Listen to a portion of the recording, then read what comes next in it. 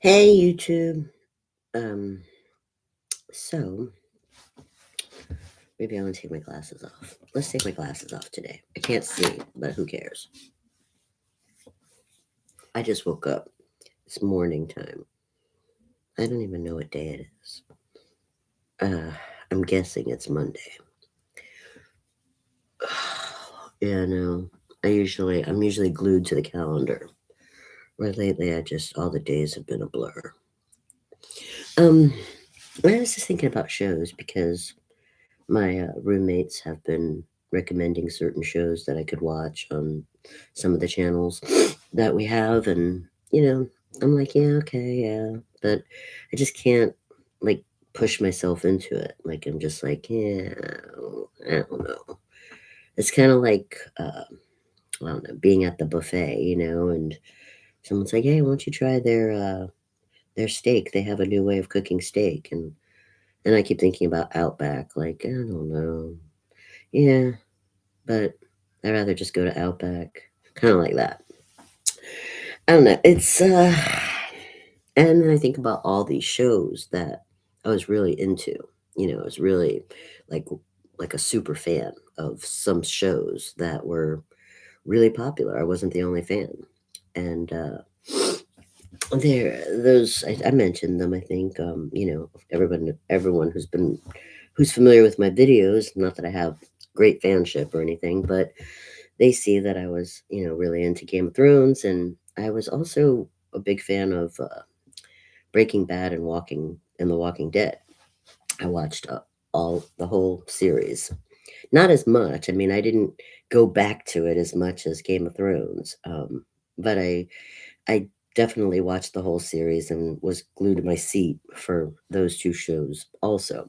And I want to kind of compare Walking Dead and Breaking Bad because they have a lot of similar elements, but of course there are some serious differences too between the two shows. Um, so Walking Dead obviously was based off a comic book, and Breaking Bad. I don't really know the source material. I didn't even look up who wrote the screenplay or the show. I don't know where they got the story for Breaking Bad, but I did notice uh, some major differences. I mean, yes, there's violence in both shows. Obviously, there's violence in both shows, and there's definitely the edge of your seat suspense feeling in both shows, which I want to make relevant because we can rag on violence and say it's not good, and society gets desensitized, and those are valid points, but for entertainment and fan loyalty, it's that edge of the seat suspense feeling that is craved.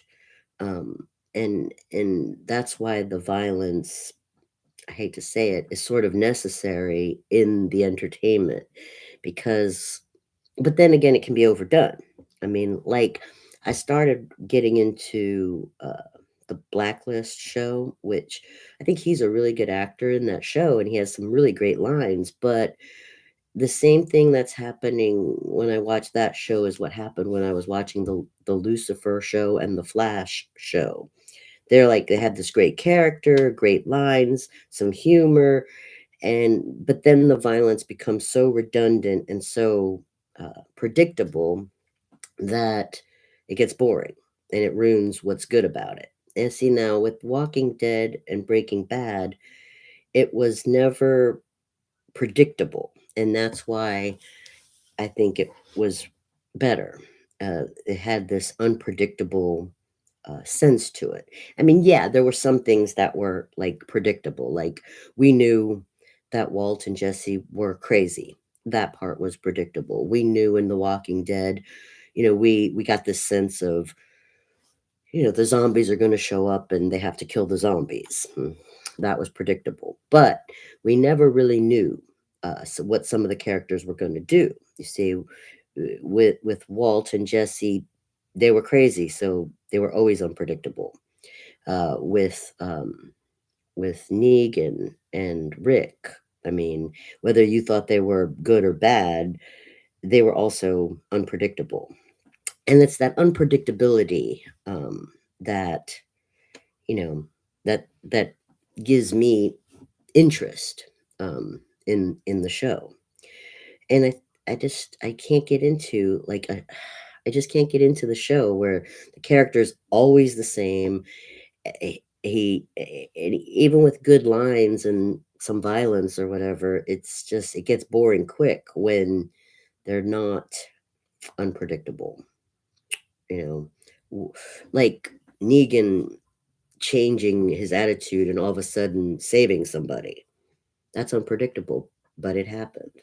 Or Jesse, you know, crying severely because, he's having a breakdown, even though he did all this like really powerful, brave stuff.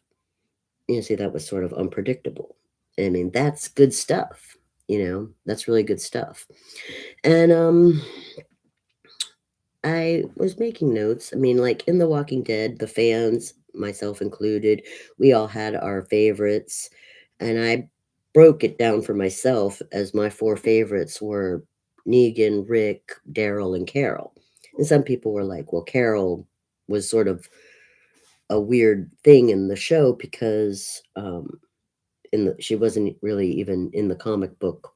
Like it didn't follow the comic book exactly. And Carol is definitely proving that it didn't follow the comic book exactly.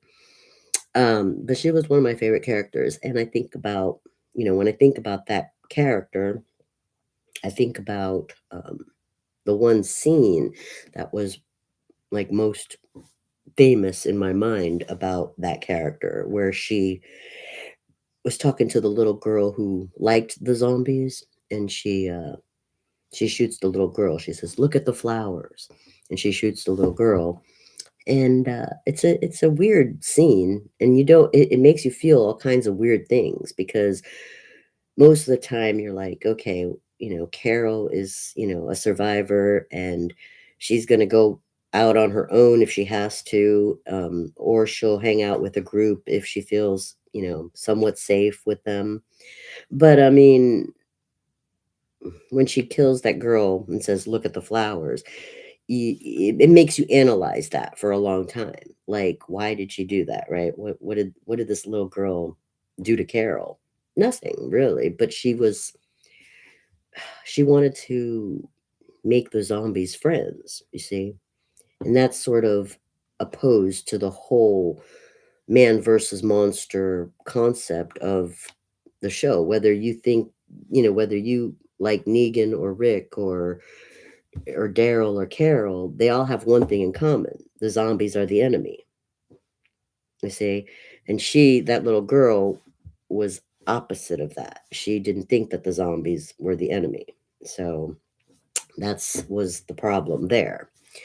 Um, then back to Breaking Bad, you see there's something that's I think a little bit more interesting in Breaking Bad is that there were less characters to care about, which is I know it's weird, but in The Walking Dead you have a lot of characters, and that's great. Just like Game of Thrones, you have a lot of characters. You can pick, a handful of favorites, and then when one of them dies, you're just like, oh my god, that's terrible. I love that character. Well, see, it's different in Breaking Bad. Like, the only 2 characters we're really focused on, I mean, we can like the other characters, but the only 2 characters we're really focused on is Walt and Jesse. The rest of the characters are just sort of, uh, side stuff to the 2 characters we're focused on. And that changes the dynamics, because you have this as a fan, you have this sort of internal struggle, like, "Why do I care about Walt? Like, he's such a jerk," you know? And the side characters, like his family, also give you this internal conflict, which sort of makes you vicariously go through some of the stuff that Walt is going through. But when you have a show with such a great ensemble cast like Walking Dead or Game of Thrones, you don't have as much of the internal conflict because your love of the character is extended over many characters. So you're not vicariously going through the conflict as much. And that's something to point out. But I do think that what both of the shows have in common, besides the violence, is that surprise element. The fact that it's not redundant and boring. It gives us the edge of the seat suspense feeling, and it's really hard for me to get into a new show because I don't know if I want that or don't want that. I guess I do because I hate to say I've wasted my time on shows that I thought, "Oh, this is quality entertainment, look at this, great actor, great dialogue. Okay, it's got some violence, but, who cares?" But then after, like, 1 or 2 seasons, there's no suspense. It's completely formula and predictable. It's like, "Okay, this guy's gonna say some funny line and shoot somebody. That's it." And it's just like, where's the surprise element? I don't wanna watch 9th season of the same thing over and over and over again, no matter how good the actor is.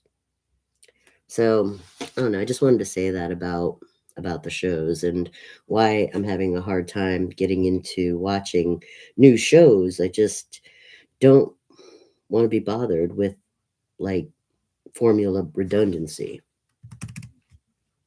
I guess I've been thinking about just watching surrealism, and it's usually like art films, which doesn't make you know it doesn't make it to the TV shows thing, but it's always unpredictable. That's what I love about it.